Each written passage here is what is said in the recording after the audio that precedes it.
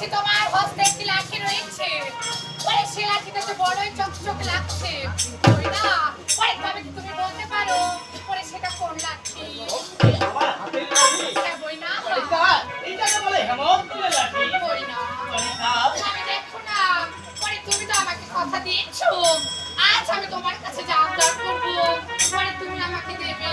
বই না রে, ওরে সেই হেমন্তের লাঠিটা এবার আমাকে দাও না।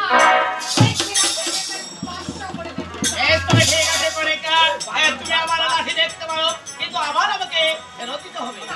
তবে এই নাও ভাই।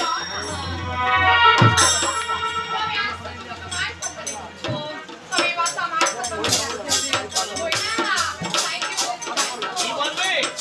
আচ্ছা ঠিক আছে।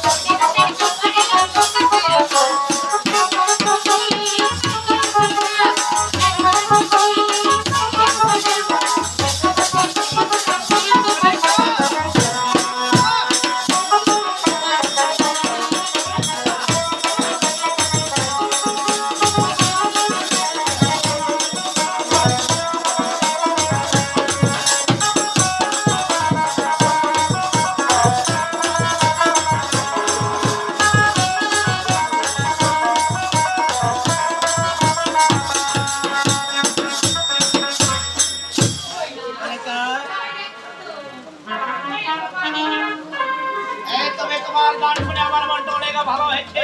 তবে কণিকা,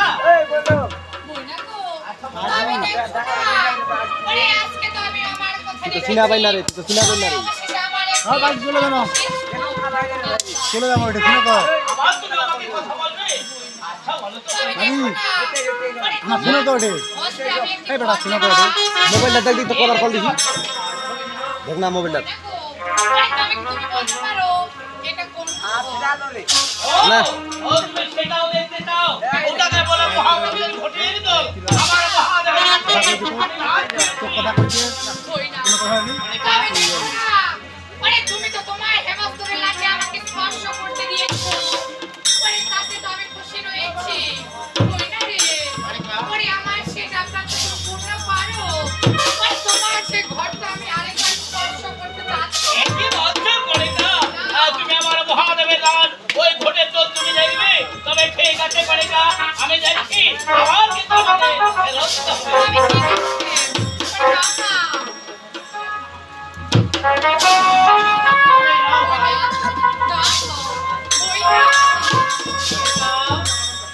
এই ঘরটা দেখতে অনেক চকচকে লাগছে। আজ তার চেয়েও চকচকে লাগছে তোমার এই রূপ জৈবন। তুমি কি বলতে চাও? আজ তোমার এই রূপ জৈবন দেখে আমার কি মনে হচ্ছে জানো? কি মনে হচ্ছে? তাই শুনবে, শুনবে তুমি। আচ্ছা,